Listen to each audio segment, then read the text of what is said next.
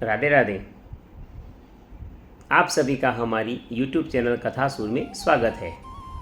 श्रीमद् भागवत के तृतीय स्कंद के 26वें अध्याय में हमने सुना कि किस प्रकार महद आदि तत्वों की भिन्न भिन्न प्रकृति के विषय में वर्णन तथा उन तत्वों की उत्पत्ति कैसे हुई, इसका वर्णन देवहूति के समक्ष भगवान कपिल जी ने किया है। देवहूति जी जिज्ञासावश भगवान कपिल जी से ज्ञान का आग्रह करते हुए प्रश्न पूछती है और उनको जो कपिल जी जो उत्तर देते हैं वही तो सांख्य ज्ञान है, जिसे हम सांख्य योग या सांख्य ज्ञान के द्वारा जानते हैं। हमें पता है कि आज से कई वर्ष पूर्व श्री शंकराचार्य जी ने भी इस प्रकार ज्ञान का उपदेश किया था और समग्र भारत में भ्रमण करते हुए 4 मठों की स्थापना की थी। ठीक उसी प्रकार इस अर्वाचीन युग की एक बात है, श्री शंकराचार्य जी ने हमारे जो 4 मठ स्थापित किए हैं वो समग्र भारत के चारों ओर फैले हुए हैं। जब इस सृष्टि की रचना हुई तब भगवान ने सांख्य योग के माध्यम से, सांख्य ज्ञान के माध्यम से श्री कपिल जी के रूप में अवतार लेकर देवहूति जो उनकी माता है उनको यह ज्ञान की प्राप्ति करवाई थी। उसी के वार्तालाप को इस अध्याय के रूप में हमने देखा कि किस प्रकार पुरुष, प्रकृति, तन्मात्राएं जैसे कि स्पर्श तन्मात्रा, श्रोतेंद्रिय वगैरह इंद्रियों के विषय में भी उन्होंने बहुत खूब कहा था।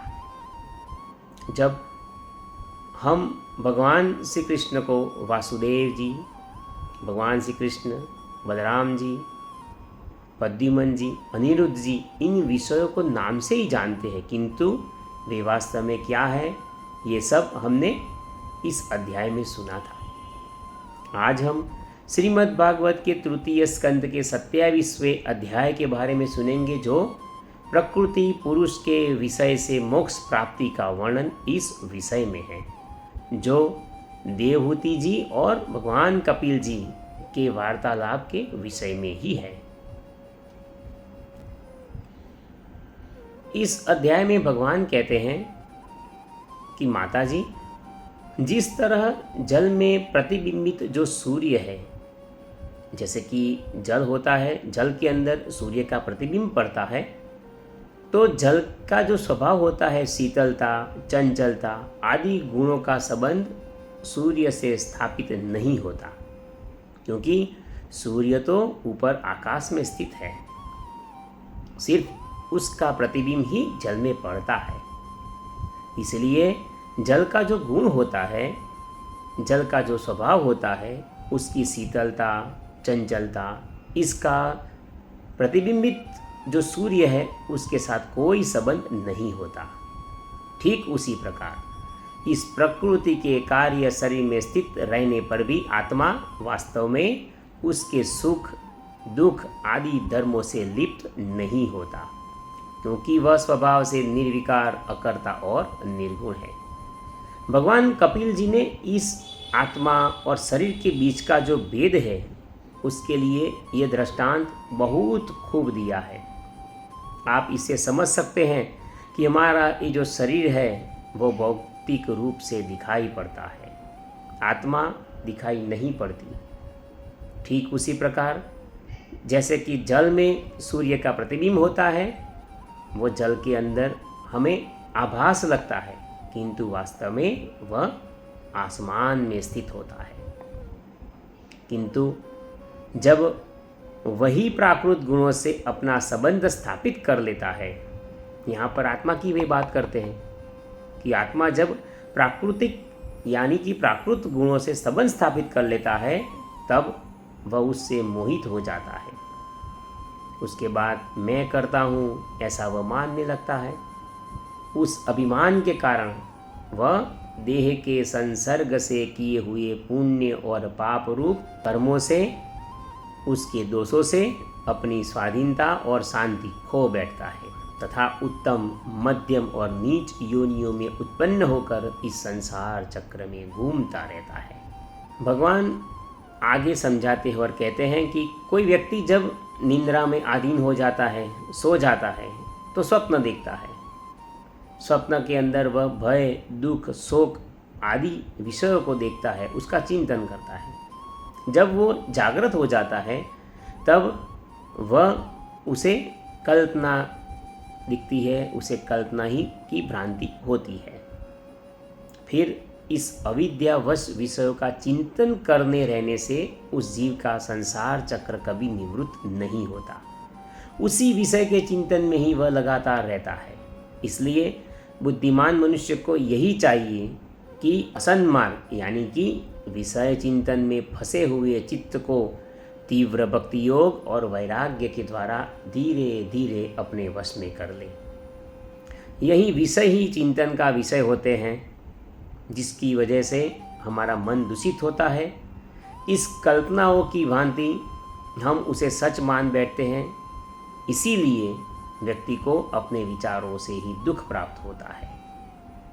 यही विचार को हम भगवान के अंदर जोड़ देते हैं, उसका माध्यम होता है केवल और केवल भक्ति योग और वैराग्य, और अपने मन को अपने वश में वह धीरे धीरे कर लेता है। यहाँ पर मन को वश में करने के लिए भी कई साधन बताए हैं।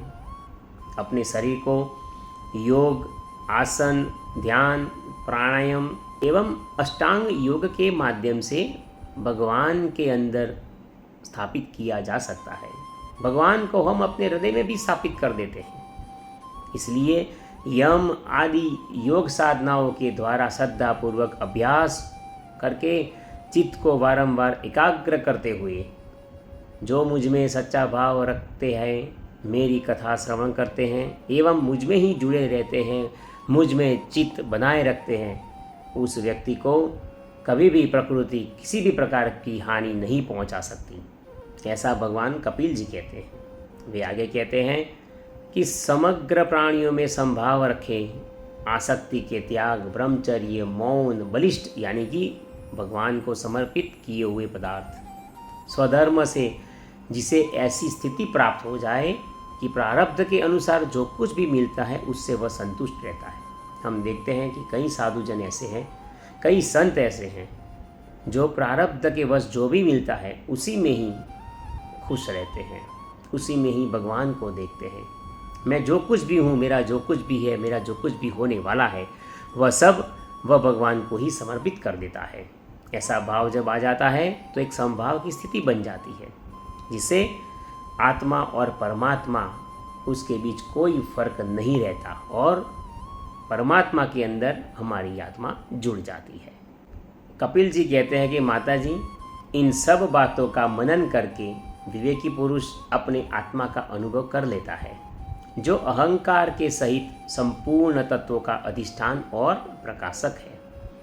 अब देवहूति ये सब सुनकर अत्यंत जिज्ञासु हो जाती है और वह पूछती है, क्योंकि उनको तो ज्ञान ही प्राप्त करना था। उनको पता था कि भगवान ने उन्हें यह बात कही है कि सांख्य योग का ज्ञान उन्हें अवश्य मिलेगा, इसलिए वह आगे जानने के लिए उत्सुक है और पूछती है कि हे प्रभु, पुरुष और प्रकृति दोनों ही नित्य और एक दूसरे के आश्रय से रहने वाले हैं, इसलिए प्रकृति तो पुरुष को भी कभी छोड़ नहीं सकती। ब्रह्मन जिस प्रकार गंध और पृथ्वी तथा रस और जल की पृथक पृथक कल्पना नहीं की जा सकती, ठीक उसी प्रकार पुरुष और प्रकृति भी एक दूसरे को नहीं छोड़ सकते। अतः जिनके आश्रय से अकर्ता पुरुष को यह कर्म बंधन प्राप्त हुआ है, उन प्रकृति के गुणों के रहते हुए उसे कैवल्यप्रद कैसे प्राप्त होगा। उनका प्रश्न ठीक ही है कि एक तरह प्रकृति और पुरुष की दोनों की एक साथ बात की गई है, फिर भी सभी को अलिप्त मानते हैं, तो किस प्रकार ये संभव हो सकता है। ऐसा देवहूति जी यहाँ पर भगवान को पूछती है।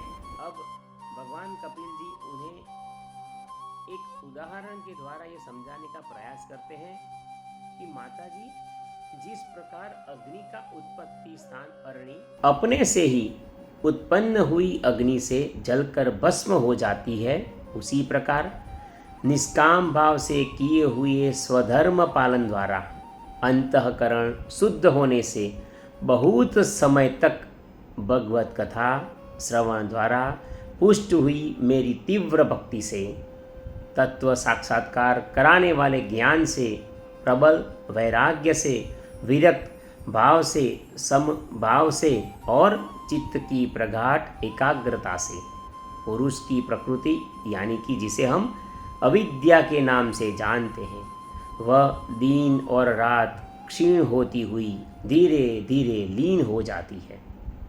यहाँ पर भगवान समझाते हैं कि ये सब उसकी जो क्रियाएं हैं, उसकी जो कर्म हैं, उसकी जो प्राप्तियां हैं, वह सब धीरे धीरे मुझ में लीन हो जाती है, क्योंकि उसका चित्त मुझ में लगा हुआ है, वह मुझसे जुड़ा हुआ है। आगे वे कहते हैं कि फिर नित्य प्रति दोष दिखने से भोग कर त्यागी हुई वह प्रकृति अपने स्वरूप में स्थित और स्वतंत्र यानी कि बंधन मुक्त हुए उस पुरुष का कुछ भी नहीं बिगाड़ सकती, क्योंकि वह पुरुष समस्थिति को प्राप्त कर चुका होता है, वह स्थित प्रज्ञ बन चुका होता है, जिसे किसी का भी असर नहीं होता। जैसे सोए हुए पुरुष को स्वप्न में कितने ही अनर्थों का अनुभव करना पड़ता है, किंतु जब जगने पर उसे उन स्वप्न के अनुभवों से किसी भी प्रकार की हानि नहीं पहुंचा सकती एवं उसे किसी भी प्रकार का मोह नहीं होता। ठीक उसी प्रकार जिसे तत्वज्ञान हो गया है और जो निरंतर मुझ में ही मन लगाए रहता है, उस आत्माराम मुनि का प्रकृति कुछ भी नहीं बिगाड़ सकती। जब मनुष्य अनेकों जन्म में बहुत समय तक इस प्रकार आत्मचिंतन में ही निमग्न रहता है, तब उसे ब्रह्मलोक पर्यंत सभी प्रकार के भोगों से वैराग्य हो जाता है। मेरा वह धैर्यवान भक्त मेरी ही महती कृपा से तत्वज्ञान प्राप्त करके आत्मानुभव के द्वारा सारे संशयों से मुक्त हो जाता है और फिर लिंग देह का नाश होने पर एकमात्र मेरे ही आश्रित अपने स्वरूपभूत कैवल्य संज्ञक मंगलमय पद को सहज में ही प्राप्त कर लेता है, जहाँ पहुँचने पर योगी फिर लौटकर नहीं आता। यहाँ पर इस रहस्यात्मक गूढ़ विषय के बारे में कपिल जी देवहूति जी को ये कहते हैं। आगे वह इस ज्ञान को सांख्य योग के द्वारा आगे बढ़ाते हैं और कहते हैं कि माता जी, यदि योगी का चित्त योग साधना से बड़ी हुई मायामयी अणिमा आदि सिद्धियों में, जिनकी प्राप्ति का योग के सिवा दूसरा कोई साधन नहीं है। यहाँ पर आप देखिए कि योग के द्वारा अलग अलग प्रकार की कई प्रकार की सिद्धियाँ हमें प्राप्त हो सकती है, जो कि भगवान ने ही बताई गई है, जो कि भगवान ने ही बताई हुई है। हम जानते हैं कि कई प्रकार की तपश्चर्या, यज्ञ एवं कई प्रकार के अष्टांग योग करने से जो शक्तियाँ प्राप्त होती है, वह शक्तियाँ जो पुरुष भगवान में अपना मन लगाए रहता है, उसको उसकी कोई इच्छा नहीं रहती, क्योंकि भगवान ऐसा कहते हैं कि जो मुझ में मन लगाता है उसे किसी भी प्रकार के भोगों की आवश्यकता नहीं रहती, किसी भी प्रकार के परम पद को वो प्राप्त करने की इच्छा नहीं रखता, क्योंकि उसकी इच्छा केवल और केवल मुझे प्राप्त करने की होती है। भगवान ये कहते हैं कि ऐसी सिद्धियों में जिनकी प्राप्ति का योग के सिवा दूसरा कोई साधन नहीं है, वह योगी जन, वह मुनि जन, वह जीव इसमें नहीं फंसता, तो उसे मेरा वह अविनाशी परम पद प्राप्त हो जाता है, जहाँ मृत्यु की कुछ भी दाल नहीं गलती। ऐसा पुरुष जो कि केवल और केवल मुझ में मन लगाए हुए हैं, मुझ में ही अपना सायुज्य भाव देख लेता है, वह पुरुष मुझको ही प्राप्त कर लेता है। यहाँ पर श्रीमद् भागवत के तृतीय स्कंद का 27वां अध्याय विराम लेता है। इसके अगले वीडियो में हम 28वें अध्याय में सुनेंगे कि अष्टांग योग की विधि क्या है। हमने इसका बार बार चिंतन किया है, इस विषय में बार बार आज ये शब्द भी आया है कि अष्टांग योग, उसकी विधि भगवान श्री कपिल जी ने अपने श्री मुख से माता देवहूति जी को सुनाई है। आप सोचिए कि भगवान का ये जो जन्म हुआ है, भगवान ने ये जो अवतार धारण किया है, उसमें एक सांख्य योग का ज्ञान है एवं अष्टांग योग की बात कही गई है। आज के इस समय में हमें योग की बड़ी आवश्यकता है। अष्टांग योग की विधि जो हर एक व्यक्ति इसे नहीं जान पाता, हर एक व्यक्ति इसके विषय में नहीं समझ पाता जी। इसलिए भगवान के श्रीमुख से कही हुई अष्टांग योग की विधि हम इसके अगले वीडियो में सुनेंगे, जिसका हम आपको श्रवण करवाएंगे। आप सभी से नम्र निवेदन है कि कृपया आप श्रीमद् भागवत की ये जो हमारी YouTube चैनल कथासुर है उसमें नियमित रूप से क्रमशः हर एक अध्याय का श्रवण कीजिए, और हो सके तो दिन में एक बार, कम से कम 1 से 2 बार इसका हर एक अध्याय का आप श्रवण कीजिए, जिससे श्रीमद् भागवत को पूर्ण रूप से आप श्रवण करके भगवान से जुड़ जाए। आप सभी से नम्र निवेदन है कि कृपया आप हमारी वीडियो को लाइक कीजिए और हमारी YouTube चैनल कथासुर को सब्सक्राइब कीजिए। राधे राधे।